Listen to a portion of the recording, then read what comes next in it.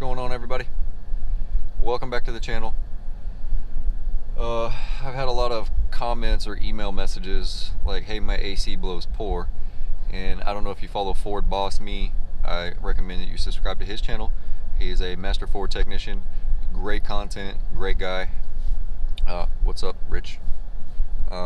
He did a video about an AC before, about a little button, and I'll get to that button in a second. But how does your AC work?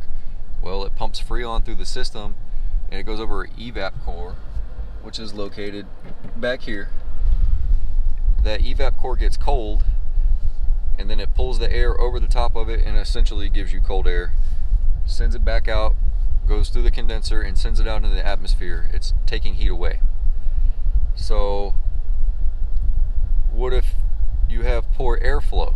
I've had a couple of complaints earlier this week and Friday actually that, hey, I'm sitting at a light and my AC gets warm. It's not hot, but it gets a little bit warmer than normal, and then when I start moving, then it gets cold. Well, so I bring it back in and check the pressures. Pressures are good, but that is a airflow issue. So we already know that the condenser sends it in the atmosphere. You gotta have air coming through it. But over at your evap core, there's a cabin air filter. I showed you how to change a cabin air filter on my Mustang, but what if your vehicle doesn't have one? So you still have an airflow issue.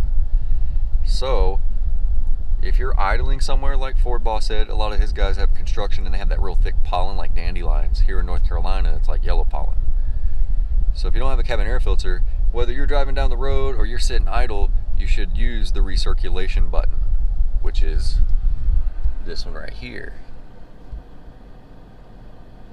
It's the little car with the arrow in it.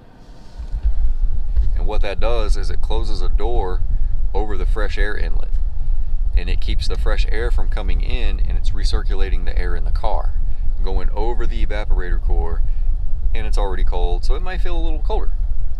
Now when you open that, you don't push that button, that door opens and it lets outside air come in, which has dirt, pollen, dust, debris. I found twigs in them, feathers, and it kicks up the cabin air filter.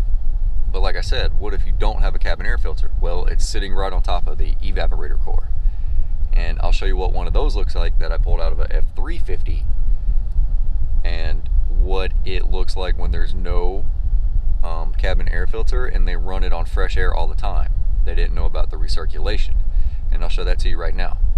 Can you even see where it's leaking at? Yeah, there's like a wet spot, like right. I forget There. where it was. Yeah, right there. Yeah.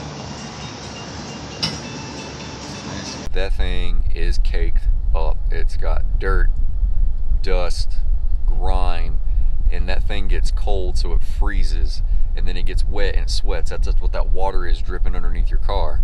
So now it just cakes on there like mud.